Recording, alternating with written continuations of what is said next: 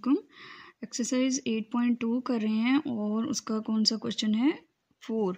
ठीक है, draw the graph for the following relation के नीचे दिए गए जो रिलेशन है उसका हमने क्या करना है, ग्राफ ड्रा करना है।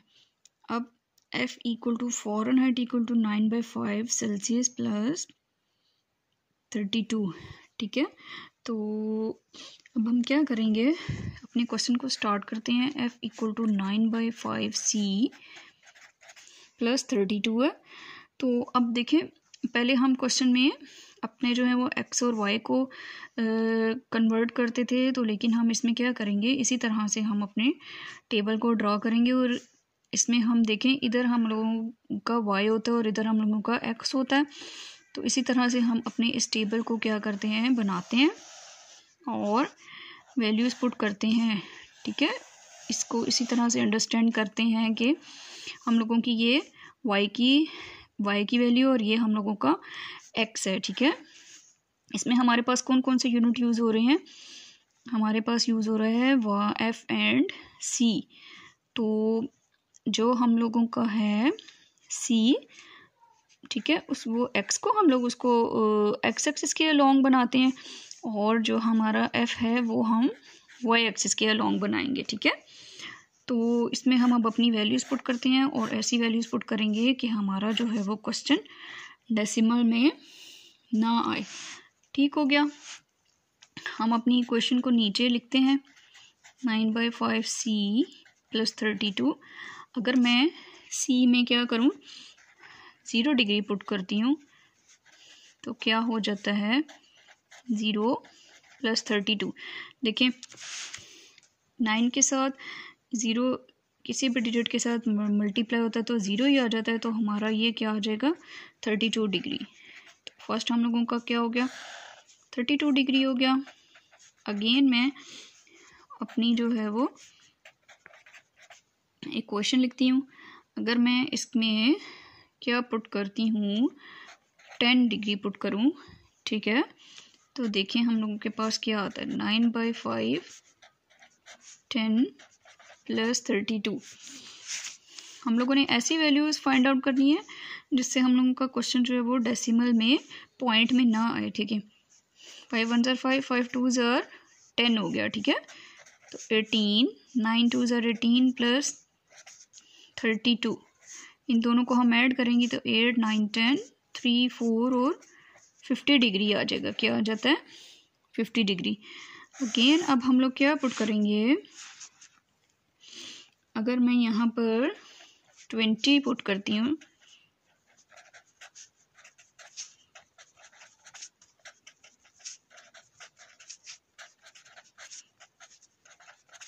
ठीक है, आप लोगों को ये समझ आ जाना चाहिए। हम यहाँ पे वो वैल्यू पुट करेंगे जो हम 5 से कटिंग कर सकते हैं।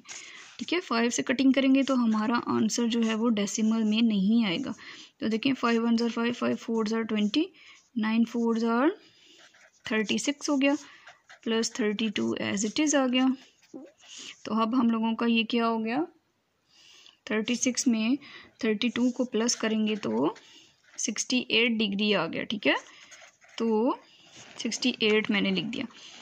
अब उसके बाद अगर मैं अपने क्वेश्चन में जो है वो x की जगह मतलब c की जगह 30 पुट करती हूँ तो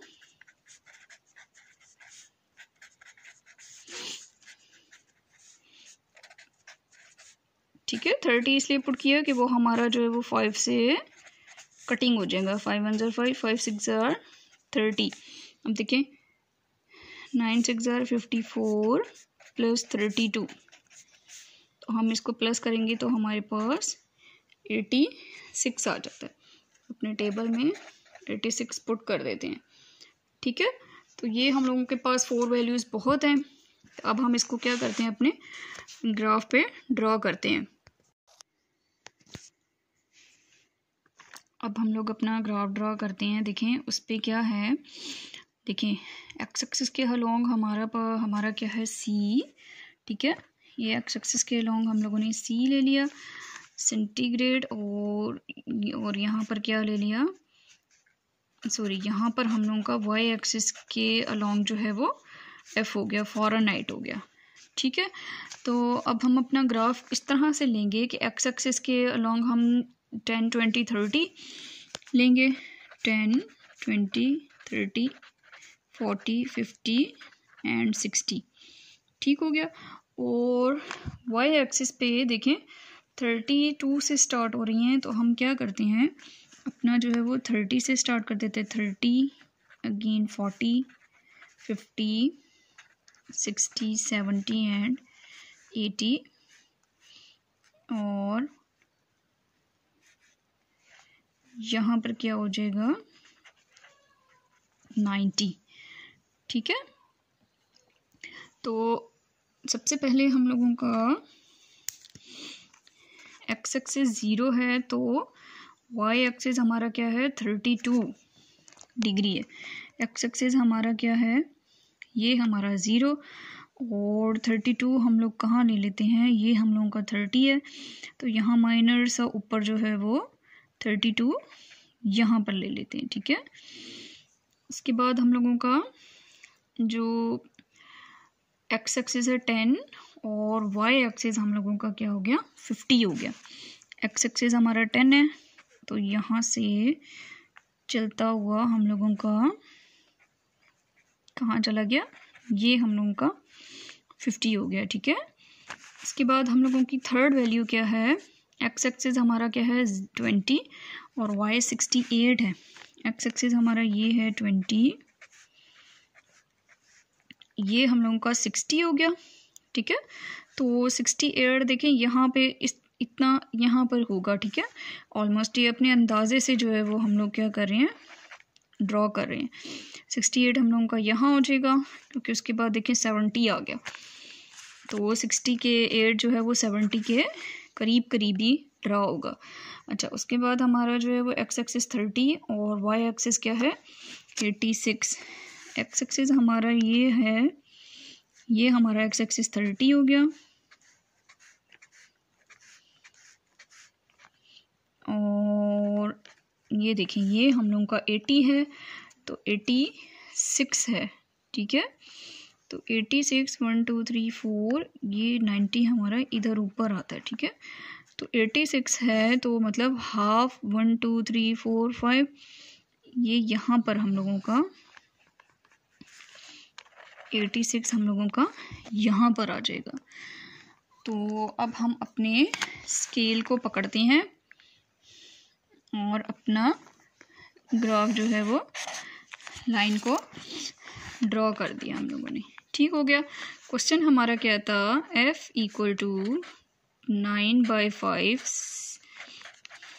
c और 32। अब हम अपने पेयर्स को लिख लेते हैं। पहला क्या था हम लोगों का पेयर जो है वो 0, 0,32। सेकंड क्या था 10 और 50 का था, 10,50। थर्ड हम लोगों का क्या था 20,68, और 4 हमारा क्या था 30,86। ठीक है। तो ये हम लोगों का जो है वो पार्ट नंबर 3 का ग्राफ जो है वो फिनिश हो गया। Question number 4, exercise 8.2, draw the graph for the following relations. ठीक है। तो पार्ट नंबर 4 है 1 रुपी इक्वल टू 1/86 डॉलर। तो इसको हम स्टार्ट करते हैं। 1 रुपी इक्वल टू 1/86 डॉलर हो गया। ठीक है। आप लोगों को जो पार्ट नंबर 3 था उसमें मैंने जो है वो बताया था कि इस साइड जो है 1 रुपी में हम लोग अब क्या करते हैं कि इधर हम लोगों की वैल्यू क्या होती है y, और इस साइड हम लोगों की रुपी को हम y के उस पर जो है वो रिप्रेजेंट करते हैं, और 1/86 और डॉलर को हम एक्स एक्सिस के जो है वो लॉन्ग रिप्रेजेंट कर लेते हैं। ठीक है। तो ये हमारे पास रिक्वायर्ड इक्वेशन आ गई है। 1/86 को अगर हम लोग डिवाइड करते हैं, ठीक है, कैलकुलेटर के थ्रू, तो हमारे पास क्या आंसर आ जाता है 0.01 आ जाएगा। ठीक है। तो कैलकुलेटर से हम डिवाइड करेंगे तो ये आ जाएगा, और x तो हमारे पास ये हमारी जो है वो रिक्वायर्ड इक्वेशन आ गई है। अब हम क्या करते हैं, हम अपना टेबल ड्रॉ कर लेते हैं।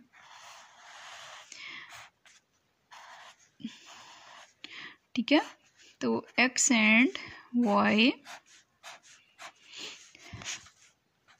हम अपनी इक्वेशन को यहाँ पर लिखते हैं 0.01 x। ठीक है, तो हम लोग क्या करते हैं, ये x की जगह पर हम 0 पुट करते हैं, तो क्या हो जाएगा 0.01 मल्टीप्लाई बाय 0, तो y की हमारी क्या आ गई, वैल्यू 0 आ गई।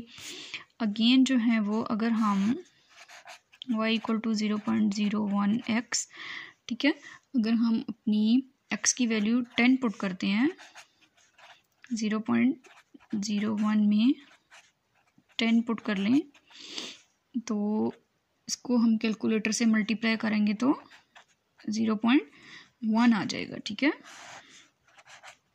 y इक्वल टू 0.01 x, अगर हम जो है वो इधर हम अपनी वैल्यू 20 पुट कर लेते हैं,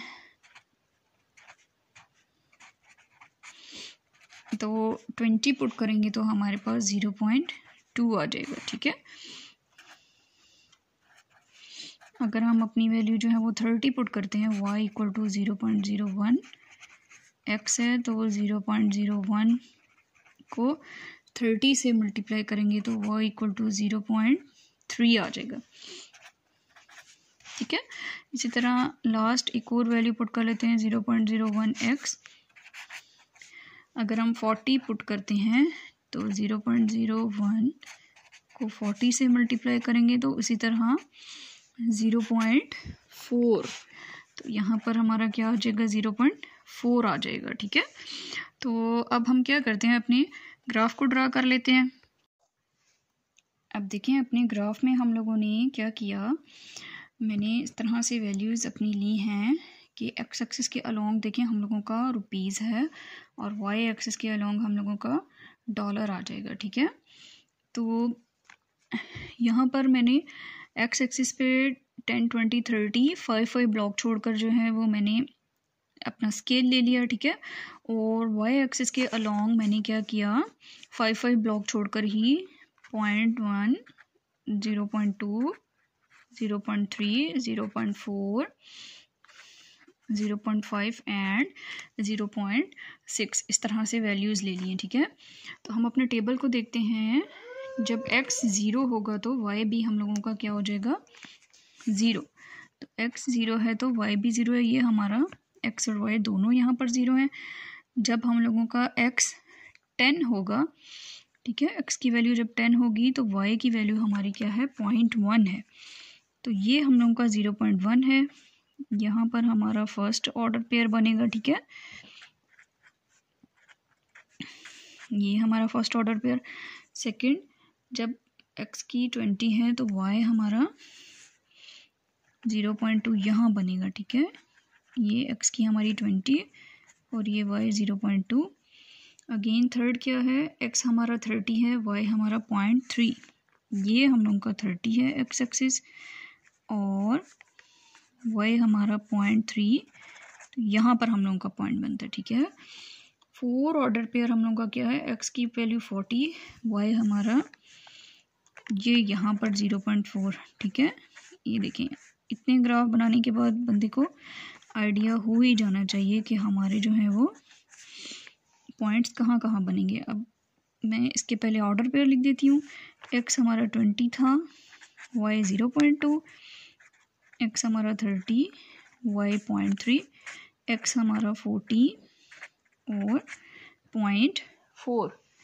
अब हम क्या करेंगे, अपने स्केल को लेते हैं और स्केल को पकड़कर हम अपनी लाइन को ड्रॉ कर लेते हैं। ठीक है,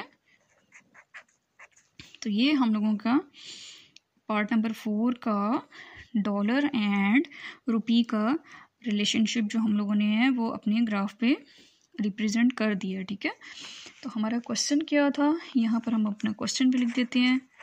1 रुपी इक्वल टू 1/86 डॉलर।